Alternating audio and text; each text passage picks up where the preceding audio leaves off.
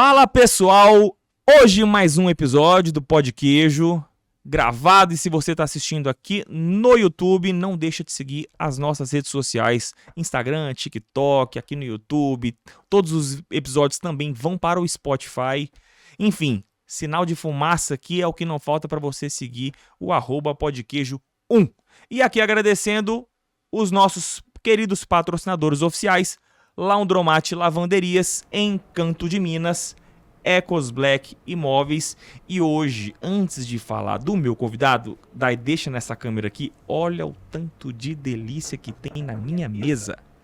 E não é só expositor, isso aqui é meu, porque eu ganhei da minha querida assessora Dai, Nina, Dai a nossa videomaker, assessora do meu grande convidado, Paulo Holmes, CEO da Junco, que é a grande indústria aqui em Uberlândia de alimentos. E me pegou de surpresa, Paulo, porque eu conheço a Junco desde pequeno. E a qualquer lembrança que eu tenho da Junco? Papeizinhos de brigadeiro, vela, garfinho, aquelas coisas que a gente achava em supermercado e tudo mais. Aí beleza, aí uns tempos atrás eu vi que a Junco tava com outras coisas e tudo mais, mas eu não sabia desse mix de variedade que a Junco tem aqui e tudo mais. Então, vamos falar agora nesse nosso bate-papo de todos esses produtos, mas também o foco do Pod Queijo é saber e arrancar o conhecimento de quem está sentado na sua cadeira. Muito bem. Porque eu trago só gente boa e gente importante. Gente que entende de empreendedorismo, gente que soube passar pelas dificuldades com maturidade, com inteligência e foi expandindo seus negócios. E a gente está aqui, quem está vendo a gente, são empresas e microempreendedores que querem chegar no mesmo lugar. Então, eles querem aprender. Então, aqui, nós somos mais do que um podcast. Nós somos uma escola de empreendedorismo. Estamos aqui, literalmente, para compartilhar o nosso conhecimento, não só o sucesso. Não só o sucesso, mas também as dores e o que a gente fez e o que a gente vai fazer e continuar fazendo para passar por todos esses obstáculos e continuar no caminho do sucesso. Então, Paulo, bem-vindo ao Pod Queijo. Se apresente aqui rapidamente quem você é, mas está estampado nas redes, mas eu queria que você falasse para o Pod Queijo aqui. Bem-vindo. Bom, primeiramente, Sérgio, gratidão imensa pelo convite, viu? Você não tem noção da alegria que nós da Junco temos, meu irmão e eu, enfim, a família Junco tem, de fazer isso aqui, de dar a nossa melhor contribuição possível, especialmente conversando com quem a gente muito gosta de conversar, não vou dizer que é o que mais não, mas a gente muito gosta de conversar com o empreendedor que está buscando construir o seu negócio, então pode contar com o melhor de mim para esse bate-papo aqui, pode ter certeza. E aquilo que você perguntar, ele me perguntou inicialmente aqui se tinha alguma coisa que não deveria me perguntar.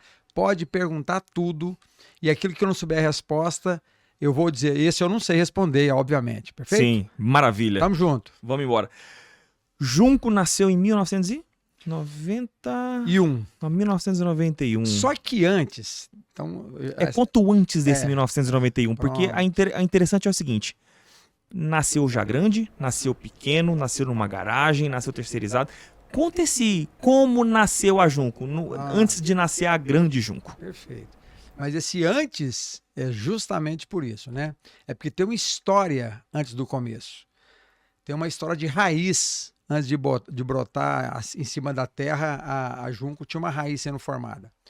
A Junco nasceu, na verdade, do sonho do meu pai. Meu pai ficou viúvo em 1973 aqui em Uberlândia. Meu pai veio no início da década de 70 para Uberlândia, veio para tratar da saúde da minha mãe, em função do hospital escola aqui, e infelizmente a minha mãe faleceu aqui em dezembro de 73, e meu pai ficou viúvo com 5 filhos.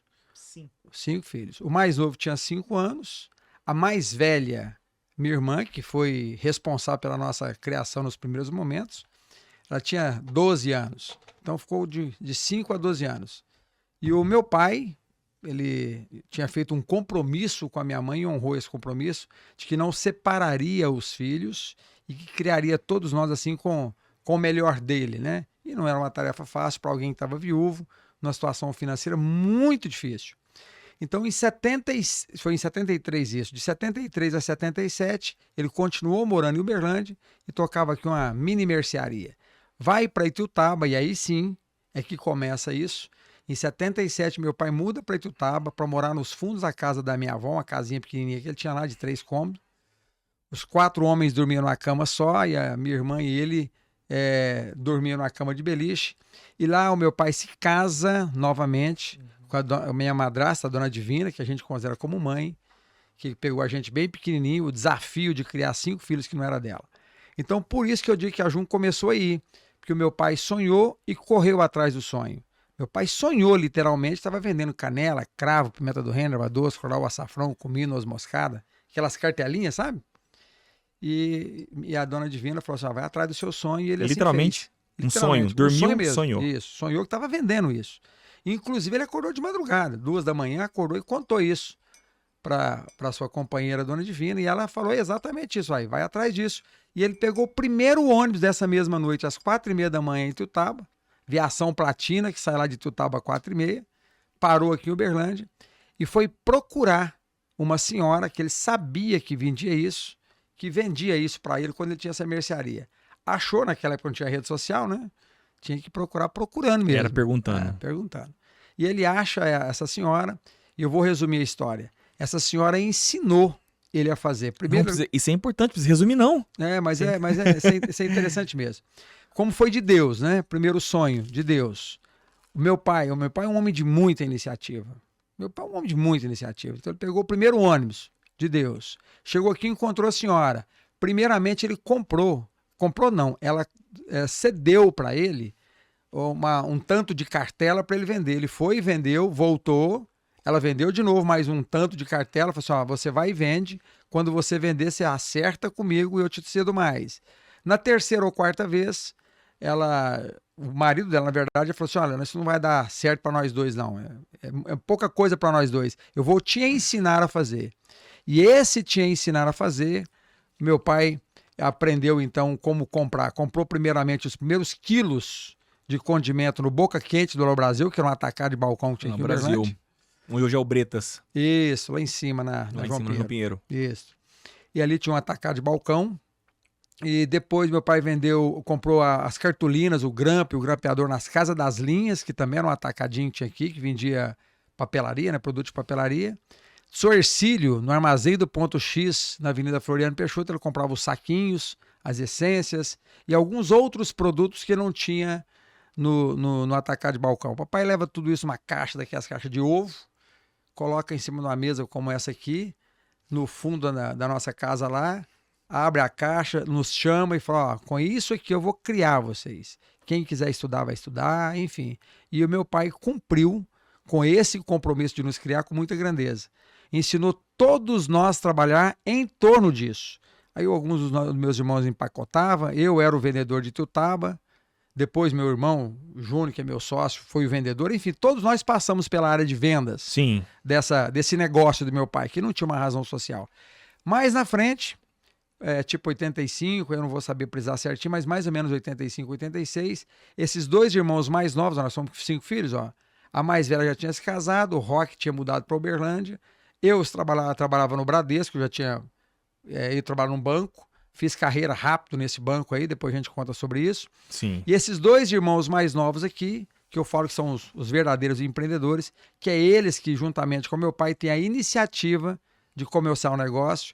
Aí ele chama cada um de nós, e eu topei, meus irmãos não, eu topei junto com meus irmãos, de nós começarmos aqui no início da década de 90, em Uberlândia, a Junc Indústria e Comércio, e a gente vendia, então, a linha de condimentos, aí tem uma história grande disso aí, e depois nós fomos agregando produto aos poucos, ora comprando empresa, ora agregando produto para fazer um portfólio interessante. E fabricação própria.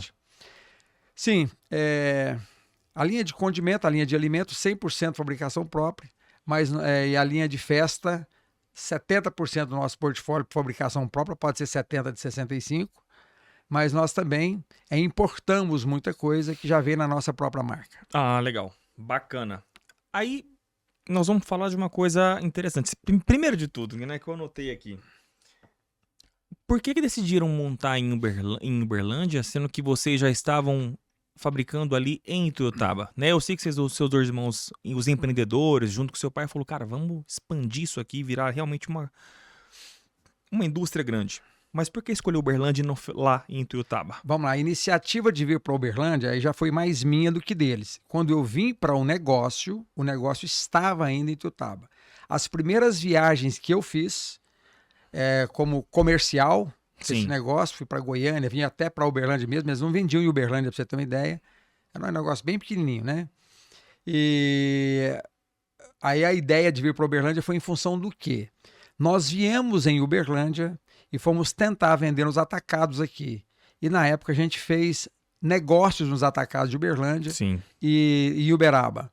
E como nós começamos a vender aqui, aí não tem dúvida nenhuma que Uberlândia é uma cidade estrategicamente melhor de se trabalhar. Sim. Então, como nós estávamos começando, nós podemos começar em qualquer lugar. Sim. Então, a escolha de Uberlândia foi em função de tudo isso, as facilidades que Uberlândia tem de nos levar daqui para o Brasil.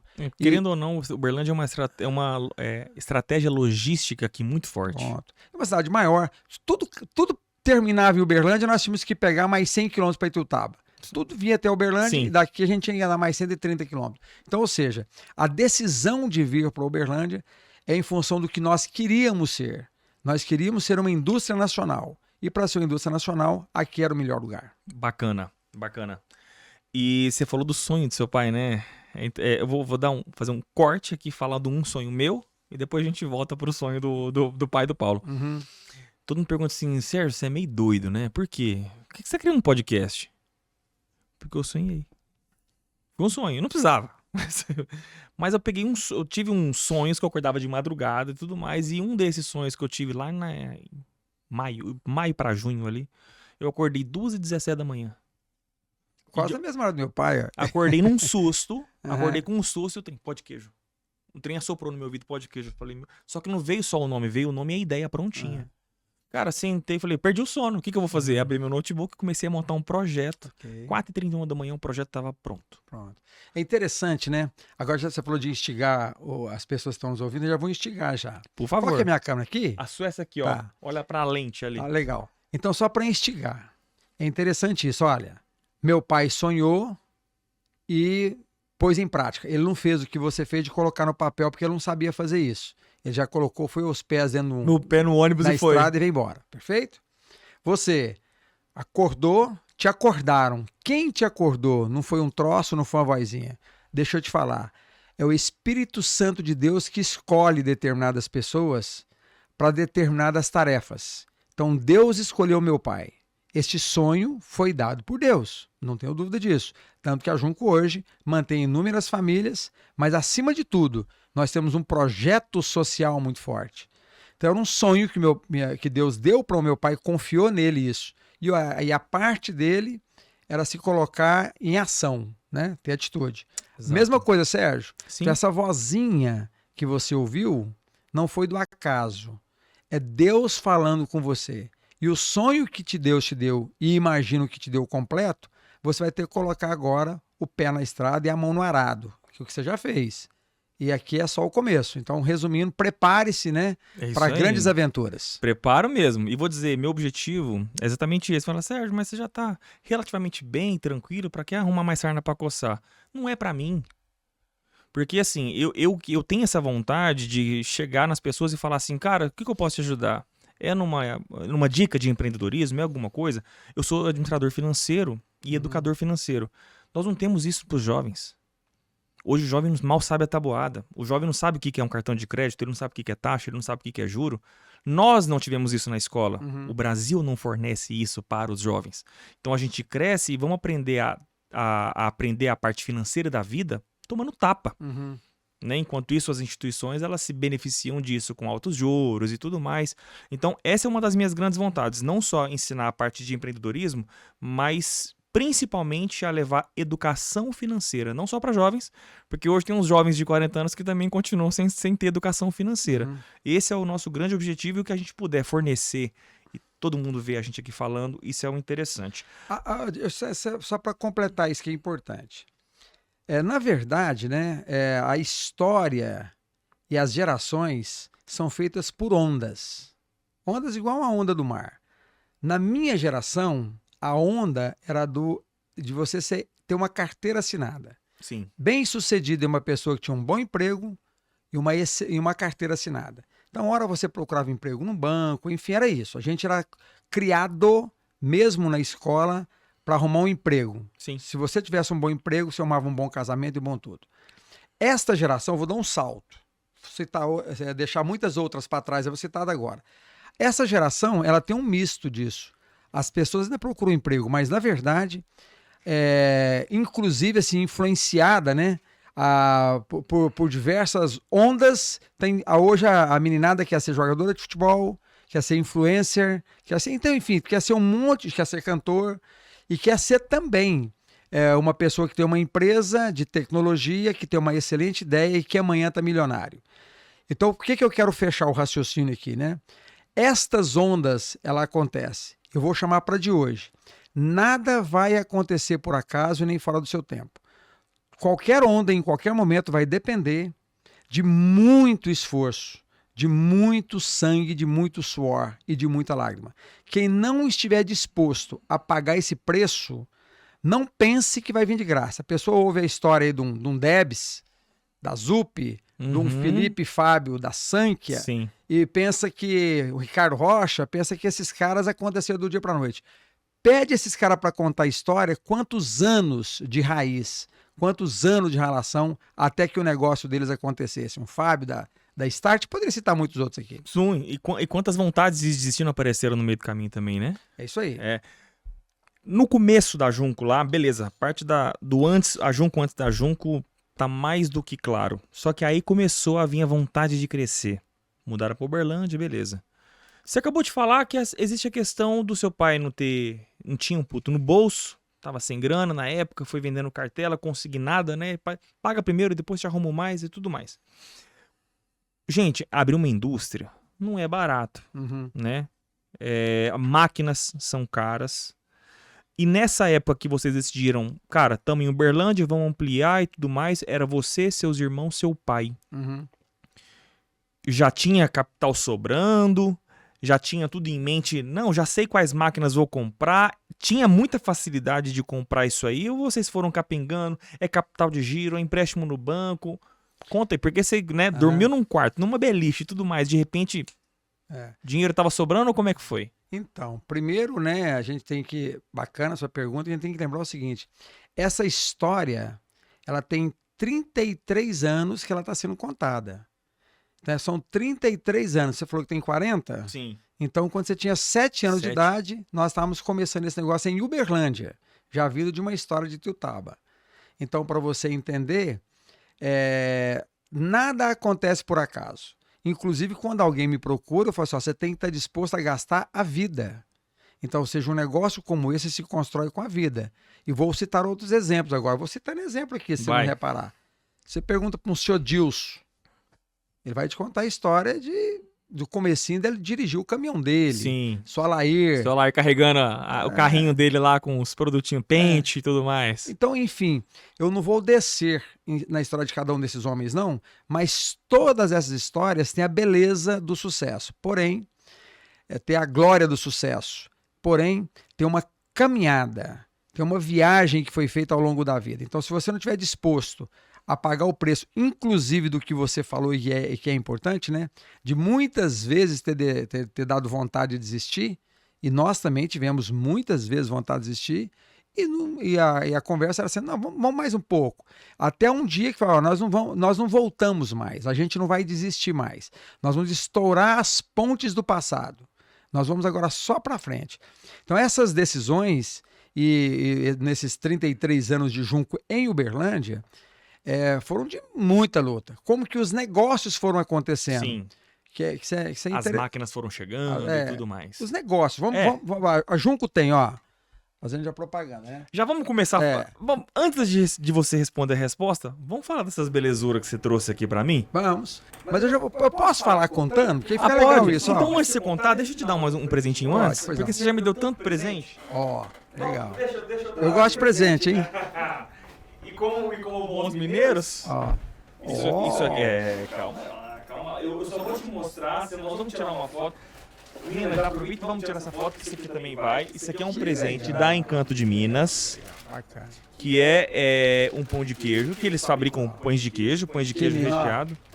Ele tá fotografando a gente aqui. Depois viu? você me manda essa foto, Nina, por favor. Isso, depois você me manda que eu já não preciso tirar de novo. Te agradeço. Esse é de doce de leite. Deixa eu guardar aqui que tá congelado. Cara, Eu tô tá aqui congelado com mesmo, tá isso. gostosinho. E hoje eles têm... Cara, é tanto sabor. É o tradicional, esse aqui que eu te dei é de doce de leite, esse que a gente assou é multigrãos. Pode comer Por junto, né? favor. Ele falou assim, ó, não come no microfone, não faz barulho. Eu vou comer no microfone pra fazer barulho. E aí a turma falou assim, nossa, queria estar lá pra comer junto, ó. O Paulo é daqueles convidados daí que se eu falar assim, não sobe na mesa, ele fala assim, agora que eu vou subir. Você devia ter um cafezinho. Por favor. E aí eles têm palitinho de provolone, recheado de frango, recheado com goiabada. Se alguém quiser, né, porque eles também estão expandindo também a nível nacional, existe a questão logística, da questão refrigerada e tudo mais. Se tiverem algum interesse em saber mais, segue lá, @Encanto de Minas. Eles já estão saindo de 42 distribuidores para 84 e estão querendo abraçar o Brasil inteiro. Bacana. É Então isso de aí. empresas como Encanto de Minas, e é isso mesmo, né? Empresários, empreendedores como o proprietário da Encanto de Minas, como que chama? É o Léo Léo. Gobi. Viu, Léo? Empresários como você que faz o negócio acontecer. É isso aí. Exatamente. Abraça mesmo o Brasil, tem o desejo de crescer, tem o desejo de acontecer. Você estava falando, agora eu quero te entrevistar. Você estava falando o seguinte, olha, é que você conta na sua história aqui que você teve um sonho também e teve o desejo de criar o pão de queijo aqui, né? Sim. Da mesma forma o Léo do Encanto de Minas. Mas eu quero dizer o seguinte, qualquer uma dessas histórias, ela vai ser feita com sacrifício. Mas se nós soubermos curtir a viagem, porque a gente pensa muitas vezes, foi muito sacrifício, muita dor. No nosso caso, sinceramente, não. Teve muito sacrifício. Mas na estrada do sacrifício sempre foi muito divertido. Então não teve assim aquele negócio de a gente fez esse sacrifício chorando, não. A viagem Sim. foi divertida. Agora é lógico, quando você chega numa determinada altura da viagem, e você lembra lá do início, como era trabalhoso. Mas aqueles momentos que eram trabalhosos, a gente estava curtindo aquilo e tendo história para contar. Então é isso, é curtir a viagem e saber que enquanto você está viajando nessas dificuldades, você está construindo histórias para contar. É isso aí. É isso, é você encher a sua vida de história. Quer melhor dica do que essa? Escuta o que o Paulo está dizendo. Então, você, microempreendedor, que segue o Pó de Queijo, que é a maioria do nosso perfil hoje do público, todo começo é assim mesmo, é árduo. Muitos meses você tem que botar o dinheirinho do bolso da sua outra renda. Se não tiver, faz aquele empréstimo e tudo mais. Mas se você acredita, não desista. E vai curtindo o caminho. Né? Se ficar só se lamentando, você vai dando peso para um problema que às vezes nem existe. É isso aí. Né? Que vai ter uma trajetória fantástica ali na frente. Só acredite no seu sonho. Se você acha que está no caminho certo, continue. Agora vamos falar então, né? Vamos agora voltar ali naquela parte da sua expansão. Okay. Eu ainda tô curioso para saber. Como que isso vai acontecendo, Como né? que foi isso tudo, né? Porque vocês começaram com alimento, a gente sabe que alimento tem uma margem alta, mas também tem um custo alto e tudo mais. De repente vieram máquinas, vieram aquele terreno gigantesco lá na Junco, você já nasceu lá no Industrial, conheço ali praticamente de frente a Itambé, ali, né? Nós não nascemos lá não. Não nasceu lá não? Não. Então... Vamos falar Conta dessas um pouquinho belezuras disso. aí, conta aí, vai. Então primeiro, né, nós não tínhamos um plano de negócios lá atrás, inicialmente, com tudo pronto, e nós só executávamos o plano de negócio para chegar nisso. Nós não sabíamos como seria, não. Então a Junco foi adquirindo indústrias, foi adquirindo e colocando produtos no seu portfólio. Inclusive, teve um momento que nós tínhamos até mais produtos e mais negócios do que nós temos aqui, até fazenda. Nós tínhamos de gado no sul do Pará. Aí nós demos, foi uma enxugada. Em 2018, a gente deu uma parada e deu uma enxugada. Aí sim, já com estratégia, com a ajuda da Fundação Dom Cabral, da Ser Humana aqui de Uberlândia, nós chamamos uma turma aí, um consultor que chama Fábio, ele nos ajudou a dizer assim, tá legal, o que nós queremos e o que nós não queremos. A gente fez isso no final de 2018. Na verdade, a primeira vez foi em 2007, na verdade, para 2008. Nós fizemos um planejamento estratégico e aí sim, nesse planejamento, nós ordenamos o nosso crescimento daí para frente, para ser uma coisa mais estruturada. Mas até 2007, foi acontecendo. Inicialmente, a gente vendia condimento. Os meus irmãos mesmo começavam a empacotar balão, empacotar talher para dar uma força ter mais produto para vender, por isso entramos em artigo Então, de até festa. 2007 era muito caseiro ainda, era familiar. Isso, Vocês é. empacotavam ali na mão, você e seus irmãos, era bem Na- familiar na- ainda. Na verdade, 2007 nós organizamos isso. Essa questão do empacotar na mão e ainda era familiar, e ainda era familiar mesmo, aí eu estou contando aí, na verdade, na década de 90, 92, 93, 94. Legal. Aí fomos construindo isso. Mas o que eu quero falar é de que forma que foram surgindo tantos negócios, né? Então, primeiro, a gente vendia o condimento, depois surgiu a linha de artigos para festa. Na linha de artigo para festa, nós fomos investindo. Aí nós compramos uma indústria de papel para fabricar papel de bala, compramos equipamento para pintar o papel, porque nós tínhamos a necessidade disso. Alguns produtos eram fabricados para nós quando a pessoa perdia a condição de fabricar, porque o nosso volume se agigantava, Sim. a gente montava a empresa ou comprava a empresa da pessoa. Entendi. Foi assim que foi acontecendo. Então, nós fomos comprando indústrias, comprando negócio e fazendo puxadinhos que se resolveu com esse planejamento. Então vocês foram expandindo de acordo com a própria necessidade da Junco. Exatamente, é isso aí. E Foi aí- acontecendo. Exatamente. E assim, não querendo julgar aqui, porque fala assim, não, mas então o Paulo e tudo mais e a Junco eles foram predatórios, agressivos. Não. Eles foram crescendo o próprio negócio. Quem apoiava eles não estava dando conta da velocidade. E aí eles chegavam e falavam assim, amigo, a gente quer comprar você. Ou, você não dá conta mais de produzir, vamos produzir com você e com o outro Mas também. eu posso te corrigir? Fala. Até para entender legal isso. Ah. É o inverso. E temos muitos fornecedores conosco até hoje dessa forma. Na verdade, a nossa proposta para o fornecedor e para o parceiro sempre foi: nós queremos que você cresça. O que eu posso fazer para te ajudar? Bacana. Agora, tem indústria ou industrial que ele não quer crescer por uma série de fatores e não tem nada de errado. Você ficar menor, você tem uma qualidade de vida maior. Sim. Certo? Então, neste caso, quando a gente não tinha, nós tínhamos uma capacidade de vender mais do que aquilo que se produzia, aí não tem como eu deixar o meu cliente desassistido. Então, aí sim, ou nós comprávamos a indústria quando ele queria vender, e a gente conversava muito a respeito disso com ele mesmo, Sim. para vir na parceria com a gente, né? Se não, aí não tinha jeito, a gente comprava a indústria ou montava um negócio daquela natureza e ia fazendo a coisa acontecer. E na Junco até hoje nós fazemos isso, tá? Nós acabamos de inaugurar no início do ano passado uma fábrica de vela de aniversário. Uma fábrica de vela que tem hoje 70 funcionários. Essa fábrica de vela, inicialmente nós comprávamos de um fornecedor no sul do país, depois montou a fábrica no Paraguai e depois, em função de tudo isso que eu falei aqui, nós começamos a ter corte alto por falta de condição de fornecimento, aí nós montamos uma indústria que poderia ser lá, você aqui. Então montamos a indústria aqui. Sim. E hoje nós temos uma fábrica de vela porque um dia perdeu-se a condição de fornecer para a Junco aquela fábrica de vela. Justo. Assim foi com forminha, com toda essa linha de produtos. Só que nesse meio tempo que vocês trabalharam, vocês já tinham feito uma carteira gigante de clientes que não pode ficar sem assistir os seus produtos. Isso aí. Pronto, isso aí é uma necessidade básica. Bacana. Quando vocês começaram lá com a... Nossa, você respondeu praticamente o meu roteiro inteiro aqui. Problema não, pergunta de novo, responde de novo, a pessoa anota de novo. Você citou ali mais cedo, eu captei aqui, que você chegou a sair um pouco dessa parte da Junco lá no início para trabalhar no Bradesco. Então vamos lá. Por que aconteceu isso? Não, foi antes de existir a Junco, tá? Na verdade, qual que era o propósito do meu pai inicialmente? Ainda vendendo as cartelas com caixa nas costas. Lá em Tutaba ainda. Desculpa te perguntar, vou dizer por que eu perguntei isso aí. Porque empresas pequenas começam geralmente com famílias. Né? É difícil empresas pequenas começar um sócio de amigos, com família. E geralmente tem aqueles problemas familiares, né? Minha ideia não bate com a sua, a gente já tem alguns problemas lá desde pequeno, quando nasceu, também não quero mais. Você vai para um lado, eu vou para o outro. Aí você falou que foi pro Bradesco, aconteceu alguma coisa? Não.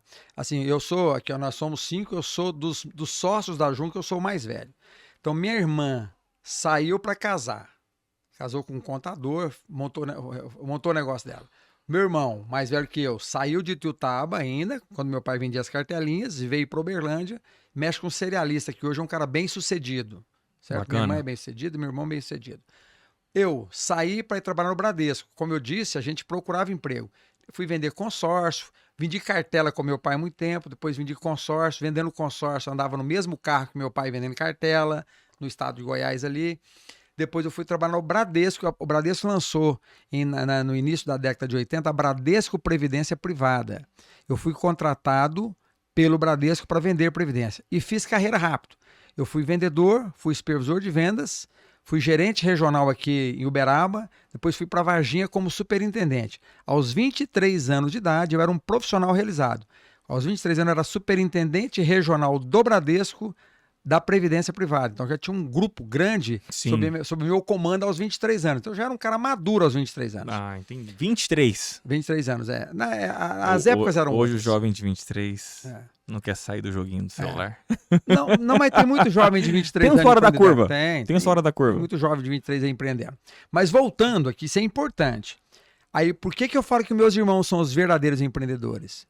É eles que têm a iniciativa de chamar meu pai, que ainda vendia as cartelas, e eles começarem junto o negócio. Vamos montar um negócio? Aí eles começaram o negócio. Depois o negócio já estava andando. Entendi. Aí onde você disse que te chamaram, você fala, Pronto. topo e tô junto. Pronto. Aí você largou o Bradesco Isso. e assumiu. Peguei o dinheiro e somamos juntos. Bacana, bacana. Respondi? Respondidaço. Respondidaço. Não foi nenhum. Não quero saber, vou embora pra minha vida. Não foi nada contrário. disso aí, tá tudo certo.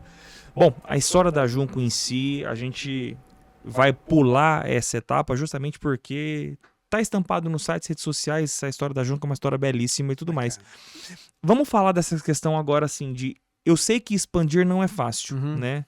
Eu vou falar um exemplo aqui. Um dos meus negócios, que é uma lavanderia, eu tenho 3, não só essas 2, eu tenho uma corporativa. Como que chama a sua lavanderia?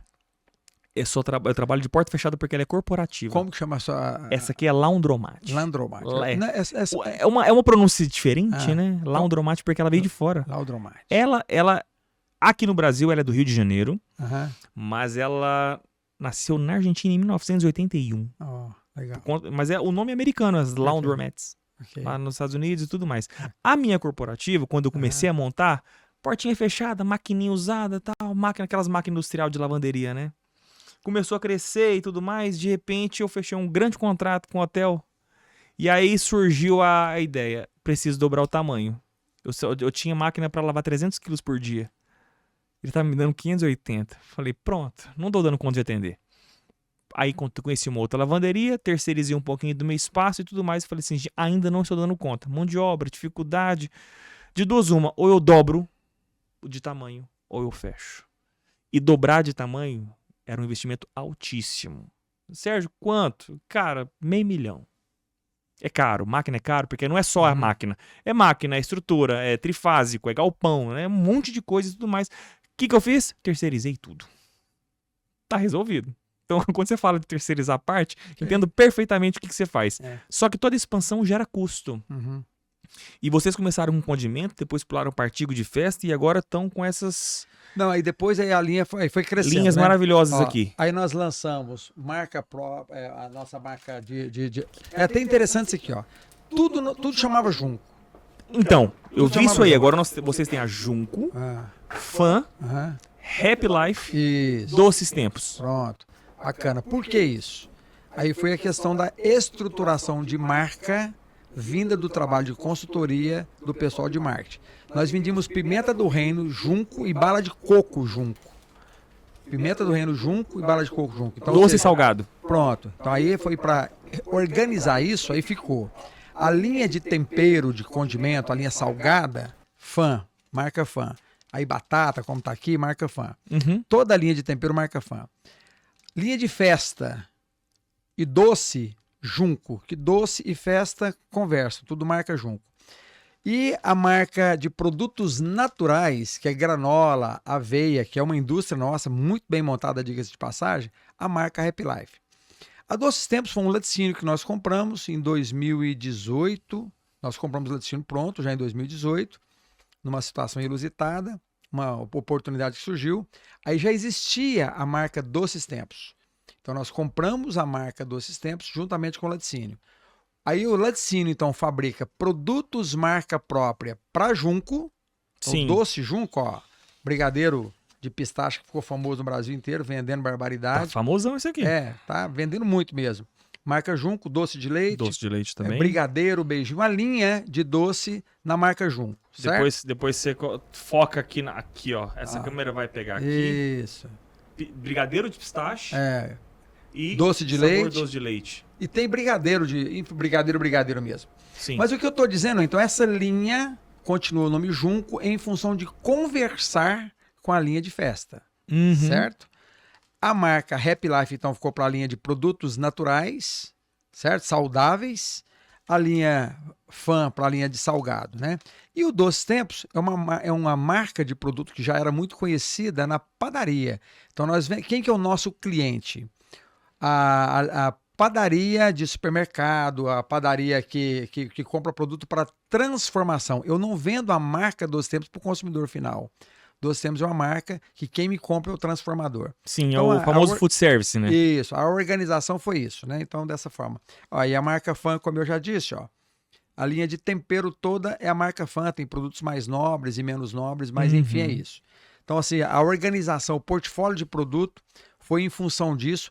Aí sim, foi em 2007, em 2008, estruturou essas marcas, aí sim com a ajuda de terceiro, com consultoria, e nós, então, organizamos esse portfólio de produto em diversas pastas. E o nosso representante comercial, ora vende tudo isso, ele é um representante de multimarca, Sim. Ora ele pode pegar uma linha ou outra tão somente. Vamos... Quer saber? Esse roteiro aqui nós vamos parar de seguir, porque agora nós entramos num tom interessante. Tá. Vamos ensinar Eu gosto disso, é quando rabisco o roteiro. Rabisco o roteiro, não quero saber disso aqui mais não. Vamos falar de estratégia, porque isso aqui pode parecer, aos primeiros olhos, uma divisão de negócio. Tipo, não, mas você não está fortalecendo a sua principal marca, que é a Junco. Ao mesmo tempo, isso aí, no meu ver, parece uma expansão. Você não está aumentando em nada, absolutamente, assim, de número de clientes. Você vai atender os mesmos clientes, só que isso me parece serve muito para o pequeno, tá? Você cria a sua marca. Olha que interessante que o Paulo falou. Para que eu vou conversar a mesma marca do doce com a mesma marca do salgado? Cria uma segunda marca. Você já tem seu cliente? Chega pro seu cliente e fala, agora eu tenho uma nova marca. Já te atendo com os meus doces, agora eu tenho uma marca Fun, que é com os meus salgados. Aí passa um tempinho, agora eu tenho uma terceira marca, que é a Happy Life, que são alimentos healthy, né? Saudáveis e tudo mais, que é aveia e tudo mais.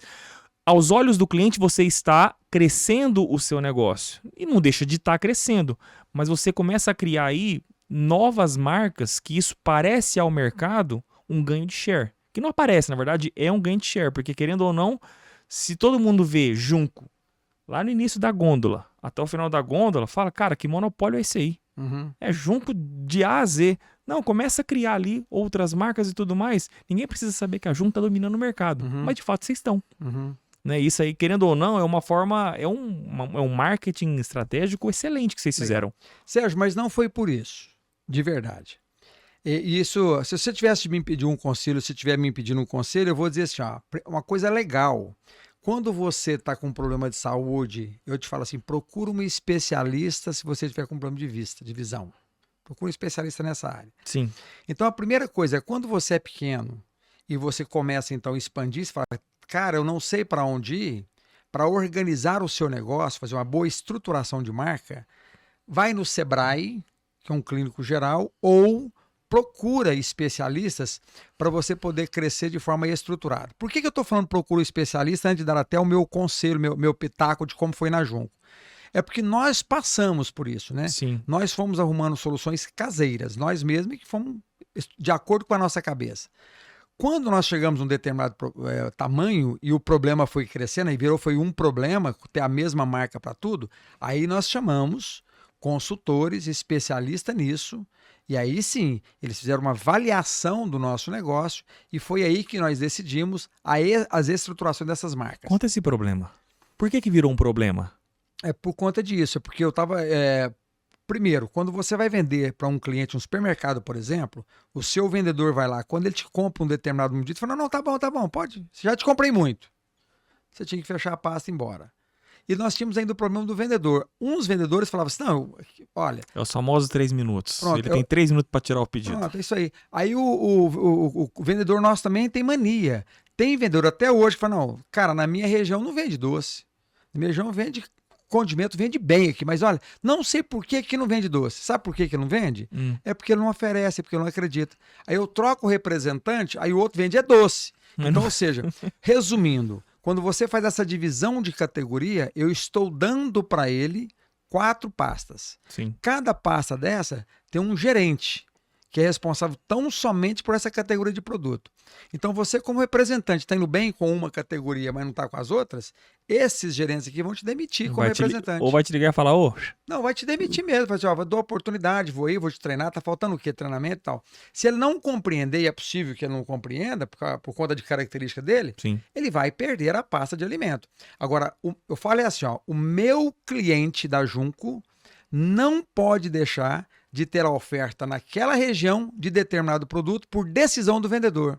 concordo. Eu preciso colocar meu produto em todas as cidades do Brasil. A Junco está presente no Brasil todo.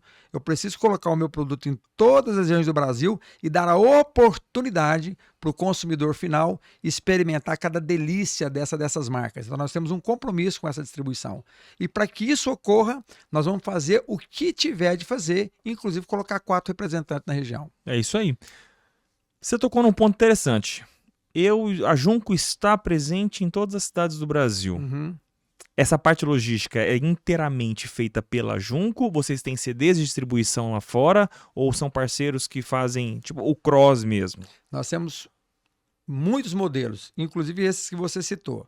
Então, como que funciona, né? As indústrias da Junco em Uberlândia. Sim. Daqui, todos os dias, sai aí uma infinidade de carreta, não sei se 10, 12, 13, 14 para São Paulo, que nós temos um CD em São Paulo, em Guarulhos, e de Guarulhos sai para o Brasil todo, que o Brasil todo tem transportadora em São Paulo. Eu levo para a transportadora do cliente em São Paulo. Bacana. Além disso, eu tenho um CD em Belo Horizonte, que leva para Belo Horizonte, porque tem uma região de Minas Gerais, ali perto de Juiz de Fora, sim, o Jequitinhonha, que tem dificuldade de comprar via São Paulo. Então eu mando para Belo Horizonte, tenho um CD em Belo Horizonte, mesma coisa.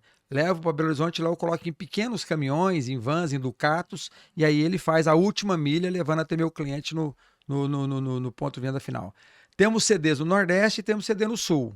Sul, na verdade, hoje está sendo atendido por São Paulo, mas no Nordeste temos o CD lá. E temos o CD em Goiânia, que atende a região do Centro-Oeste.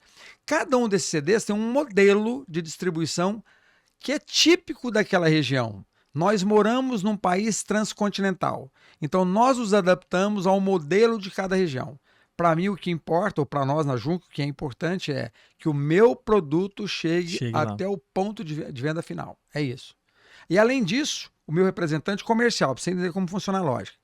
O que eu peço para o cliente é um espaço na gôndola dele de supermercado de qualquer lugar do Brasil. De Santana do Amapá ao centro de São Paulo. Me dá um espaço na sua gôndola. Aí eu tenho um representante que tira o pedido, eu tenho um promotor que arruma a mercadoria, eu tenho a transportadora que leva. Então, ou seja, eu faço o serviço completo. A única coisa que eu não faço para o cliente é receber o caixa para ele. Por enquanto. Por enquanto. Daqui a pouco pode ser que a gente comece a receber para ele também. Se instala um sisteminha lá dá que só já um cai lucro para ele. Deixa só o resultado final. Instala um sisteminha que já cai o custo e o lucro fica lá para ele. O Pix resolve isso aí de forma bem rápida e tudo mais.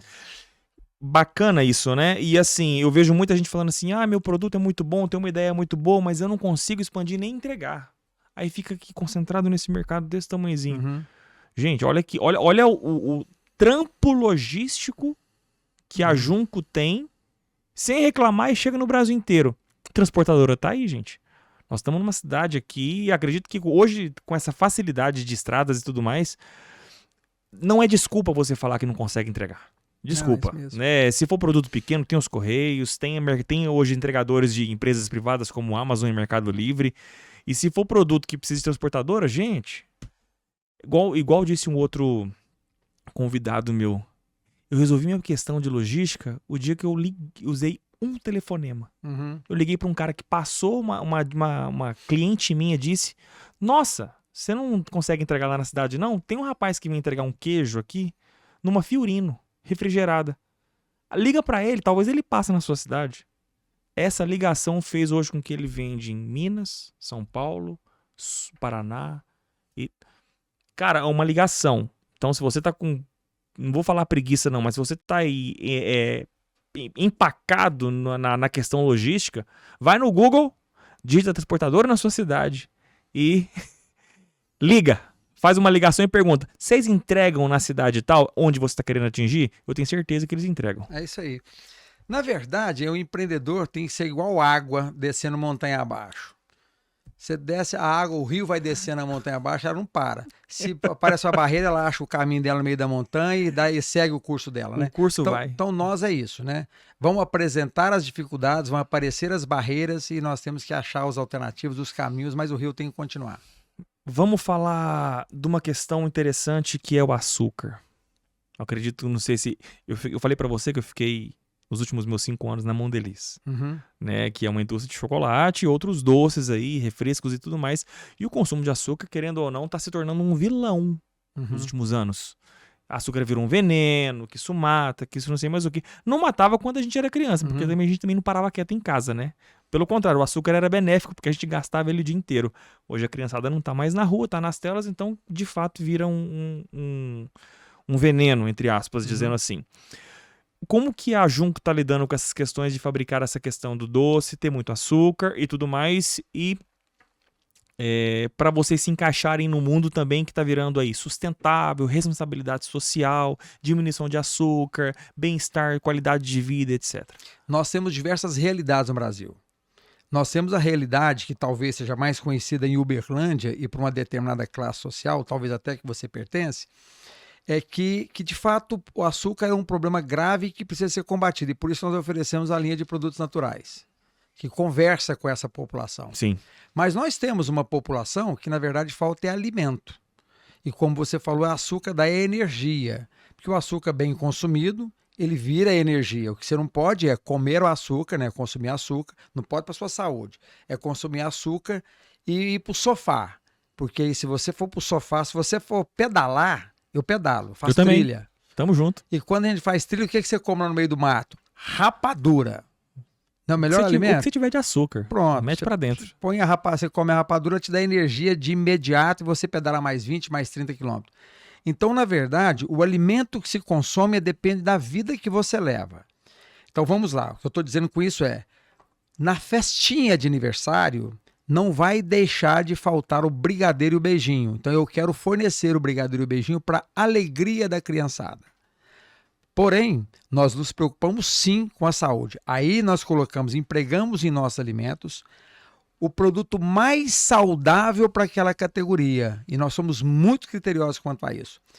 E nós diminuímos o açúcar. Você falou, e é verdade, o açúcar que se coloca hoje no alimento, ele está aí 2/3, eu vou exagerar, não, eu ia falar 1/3, mas não, é 2/3 do que se colocava. E cada dia mais nós vamos buscar alternativa para fazer esse alimento mais saudável possível.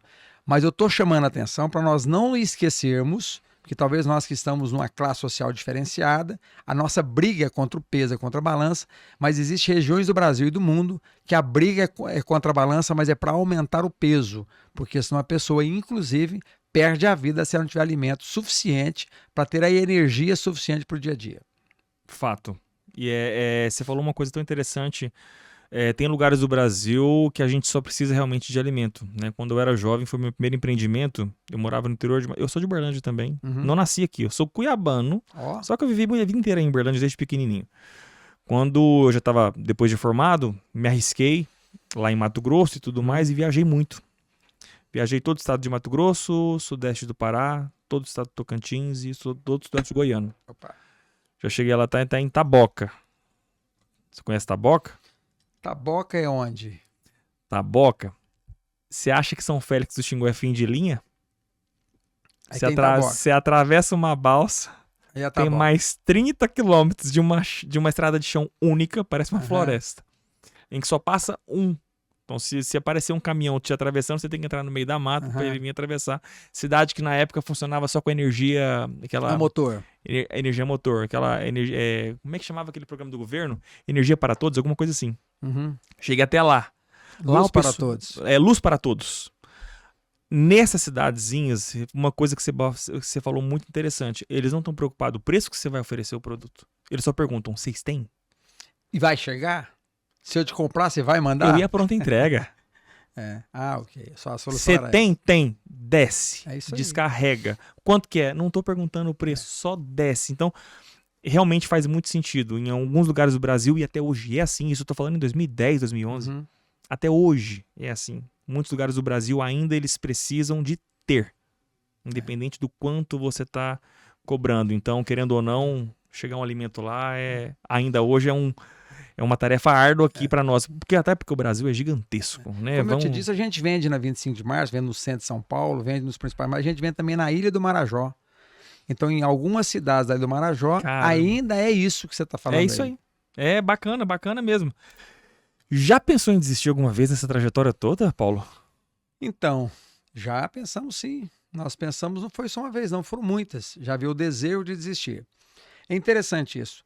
Assim que eu saí do banco, imagina, eu tinha carro particular, motorista particular e um avião que servia 5 regionais à disposição. Saio do Bradesco para, junto com meus irmãos, nós começamos esse desafio. E de que forma que nós começamos, né? A gente fazia viagens, por exemplo, para abrir o Nordeste. A gente pegava um carro aqui, ia pelo interior de Goiás, aí, Brasília, subia até Fortaleza, atravessando o sertão nordestino, e de Fortaleza nós descíamos de capital em capital, contratando um representante. Quando chegava em Salvador, Nossa. que é 2.000 quilômetros de Fortaleza, o vendedor de Fortaleza, 2, 3 vendedores tinham desistido, você tinha que voltar recontratando. Então a gente ficava 30, 40 dias fora de casa. Você falou de logística, né?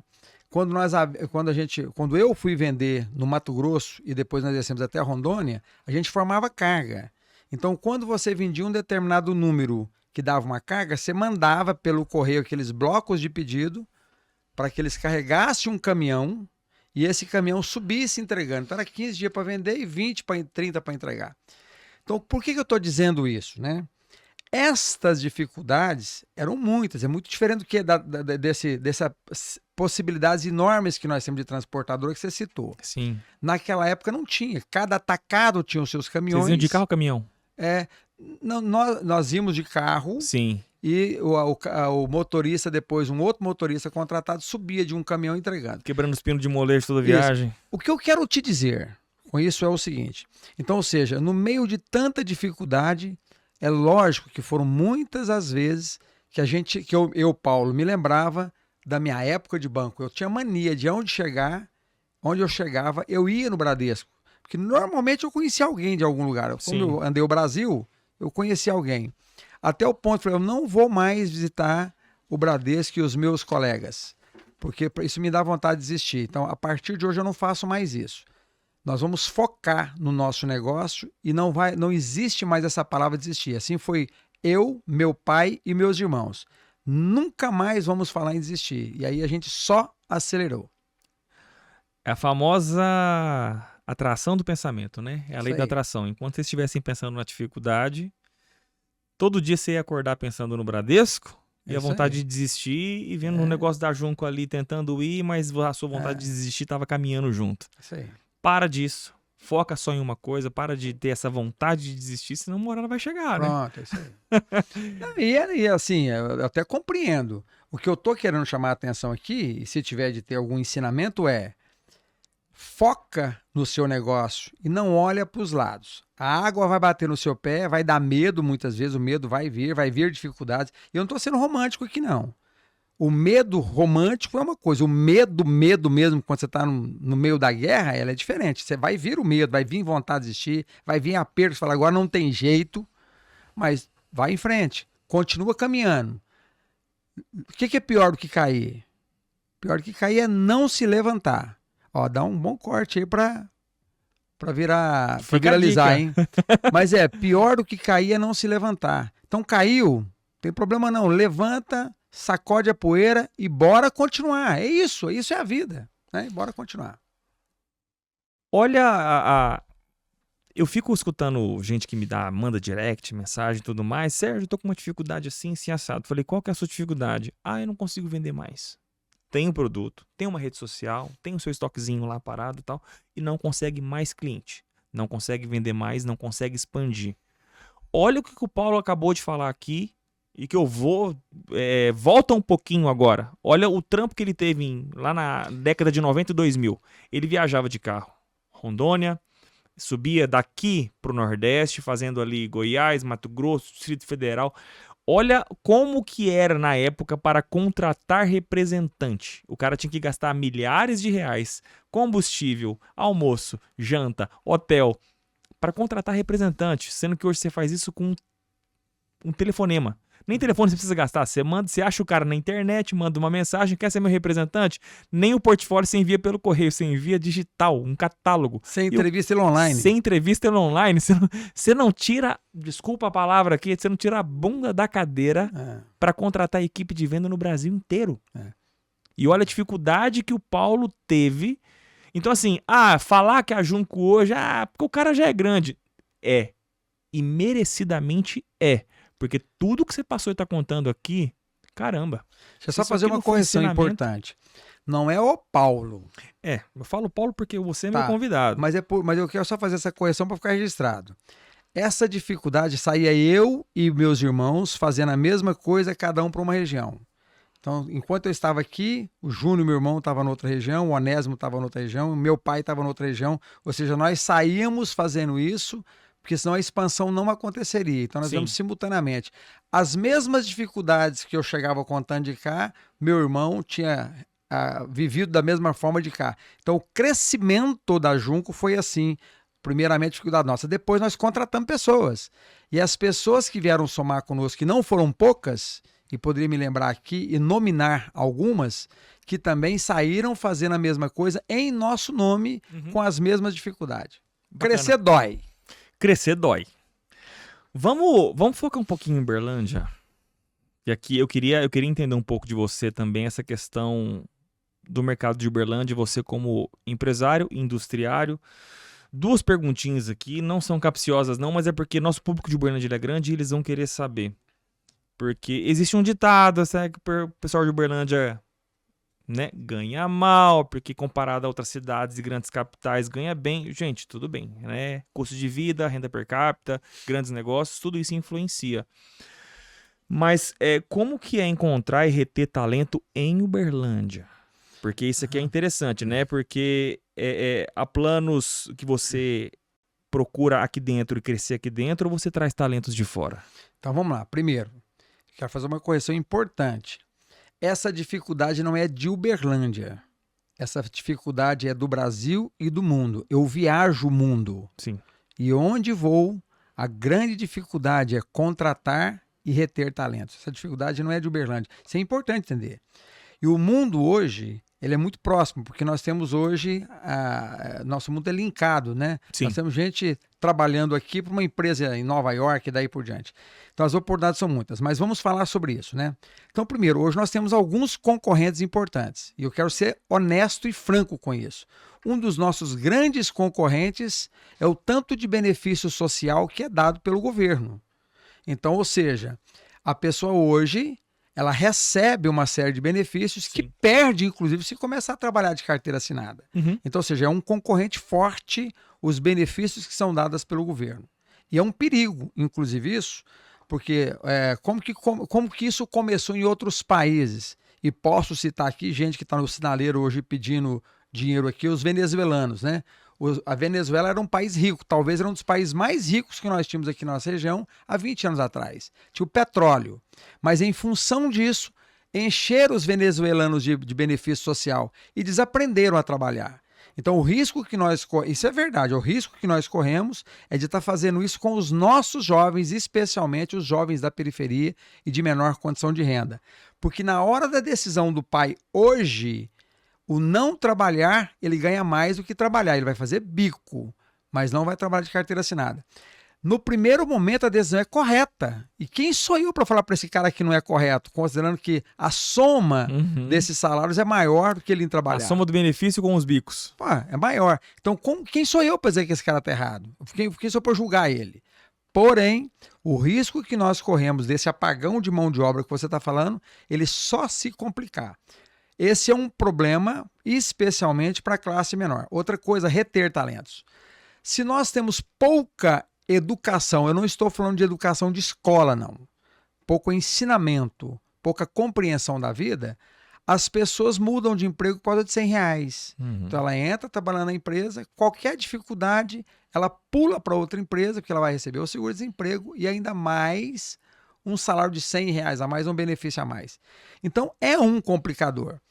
Só que tudo isso eu não posso sentar e chorar. Então o que nós temos que fazer, e aí o nosso time de TH, e estávamos conversando sobre isso ontem, é um desafio que temos que enfrentar. Então, primeiro, qual que é a média de salário que a Junco está pagando? Eu não posso pagar menos que o mercado, porque senão eu vou perder para o mercado. Sim. Quais são o meu conjunto de benefícios? Então, qual é o conjunto de benefícios do mercado? Eu não vou pagar muito mais, porque eu não tenho condições para isso. Sim. Mas eu não posso pagar menos. O que mais que eu vou fazer para reter esses talentos? Criar um bom ambiente de trabalho, criar uma boa possibilidade de carreira. Enfim, é isso que nós temos que fazer para reter os talentos. Outra coisa é entender quais e quem são esses talentos, para de fato nós darmos para essa pessoa a oportunidade de crescer. E vou finalizar.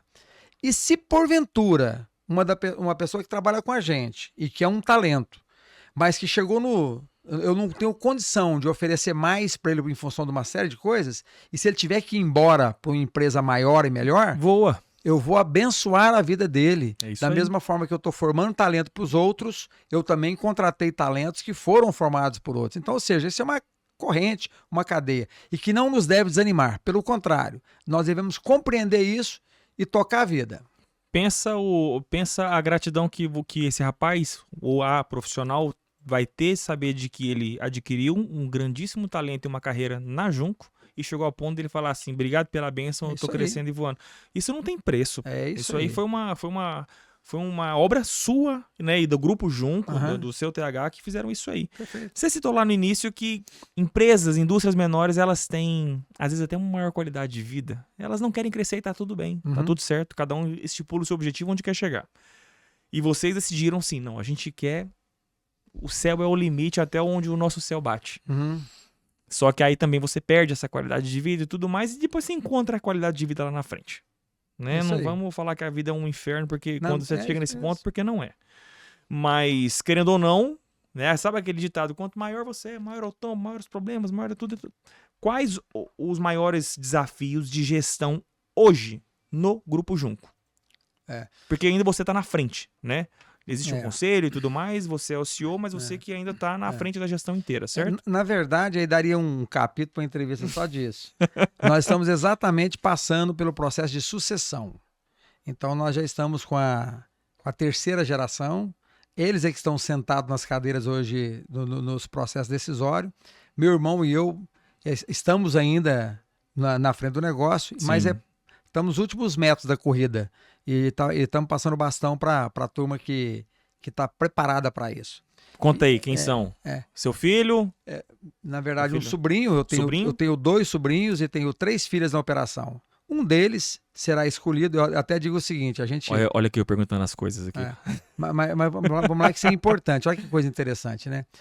Eles têm que ter a consciência que aquele que foi escolhido tem melhores condições para ser escolhido. Esse cara é o cara que mais vai trabalhar. E ele vai trabalhar para o bem da família. Sim. Então, primeiro, aquelas pessoas que não foram as escolhidas, eu estou falando entre aspas mesmo, na verdade, ela vai ter que dar toda a força e tudo que ele puder dar de contribuição para aquele que vai pegar no volante.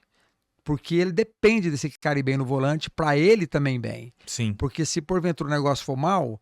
Ele tem que tirar o filho dele da escola, enfim, é uma confusão para todo mundo. Não é só o bônus, né? Pronto. E a pessoa que foi escolhida, ela não pode chegar daqui que 10, 15, 20 anos e falar, eu trabalhei para todo mundo. Também não pode. Também não. Por quê? Porque ele também, é ele que quis essa escolha.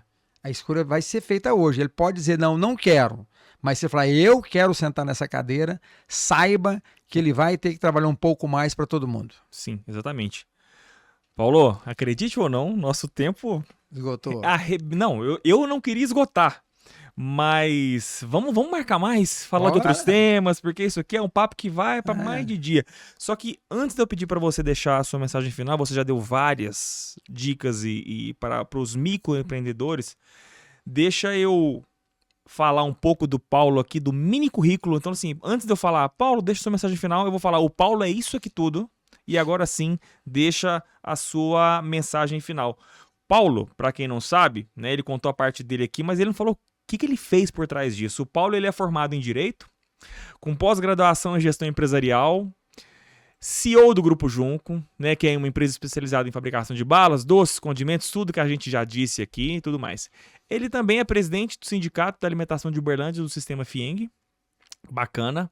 Já respondeu pela presidência da Associação Comercial e Industrial de Uberlândia, presidente do Conselho Fiscal do Instituto Projeto de Vida, presidente do Conselho Político da CIUB, vice-presidente da instituição filantrópica SEAMI, Reabilitação para a Vida, que bacana. Presidente do Comitê Estratégico do Business Affair da Anshan, Brasil. Câmara Americana de Comércio para o Brasil. Foi presidente da FAD, que é a Fundação de Apoio e Desenvolvimento Empresarial. Membro do Conselho Superior do Instituto Federal de Educação em Ciência e Tecnologia do Triângulo Mineiro, que é a IFTM. Só isso, ainda deu tempo de fazer tudo isso. Olha aqui, quando o cara começa a olhar no currículo, ele vê esse tanto de coisa no retrovisor. Tá louco, cara. Esse tanto de coisa no retrovisor, ele tá ficando perigoso, porque o homem tá envelhecendo. Faz quanto tempo que você não lê isso aqui? Faz muito tempo. Mas então, é isso, né? Na verdade, olha que coisa interessante que você tá. A estrada mostra isso, né? Sim. Esse currículo, na verdade, é isso, é a sua estrada, né?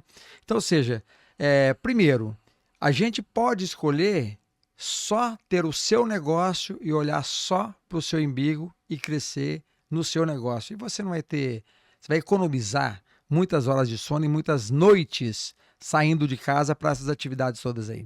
Porém, você também não vai ter muitas vivências que tudo isso te dá. Então, ou seja, o fato de ter dado tantas contribuições em tantas entidades, e me orgulho de cada uma delas, vai fazendo a sua história acontecer e vai te dando relacionamento. Hoje, as pessoas me perguntam, como é que você tem relacionamento com essa pessoa? Olha, como que eu tenho relacionamento? Foi investindo tempo em relacionamentos. Ou seja, eu não fiz para ter o relacionamento. O tempo foi investido por outra coisa.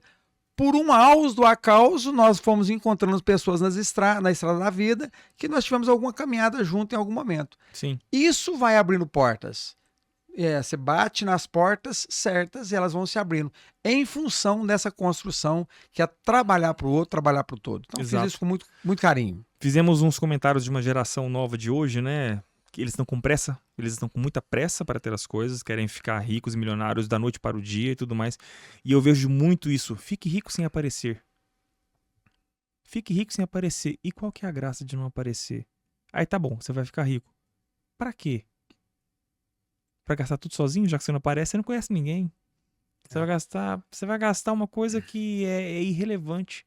O tempo que você podia estar gastando para conhecer pessoas novas, pessoas bacanas, construir uma vida inteira com um currículo aqui seu que é esplêndido, explica todo o resultado aonde você e sua família chegaram. Legal. E é assim que a gente encerra mais um episódio. Que episódio bacana. Cara, adorei o nosso bate-papo. Mal segui o roteiro. O Paulo não deixou. E graças a Deus eu não segui o roteiro, porque valeu muito mais a pena. Então, antes de você deixar a sua mensagem final, eu quero agradecer mais um episódio, os meus patrocinadores oficiais. Laundromat Lavanderias, Encanto de Minas, Ecos Black Imóveis. Já teremos novidades aqui também. Paulo, mais uma vez, obrigado pelo aceitar o meu convite. Fica aqui a eu estou honrado em recebê-lo hoje aqui. Saber que o Pó de Queijo está recebendo pessoas de grande repercussão, não só na cidade, aqui em Uberlândia, mas na região e no Brasil. E gostaria que você hoje deixasse a sua mensagem final só para depois de dizer tchau. Não, bacana. Então, a mensagem final acredite em tudo isso, acredite que você pode, acredite mesmo, de verdade, acredite no seu sonho, que você falou muito de sonho, né? Acredite e acelere nessa direção. E quero te agradecer também pelo convite. É uma coisa que a gente gosta muito de fazer, é compartilhar. Compartilhar conhecimento, compartilhar história de vida, compartilhar mesmo, né? Sim. E se a gente conseguir mudar a vida de uma única pessoa que decidiu isso ouvindo a gente, já valeu a pena. É isso então, muito obrigado. E obrigado pelo pão de queijo. Nada, nós vamos terminar essa bandeja daqui a pouquinho. Pessoal, então fica aí. Meu agradecimento, Paulo, a toda a equipe aqui. Mais um episódio do Pó de Queijo. Não deixe de seguir as nossas redes sociais, YouTube, Instagram, Spotify, TikTok e por aí vai. Grande beijo, até a próxima.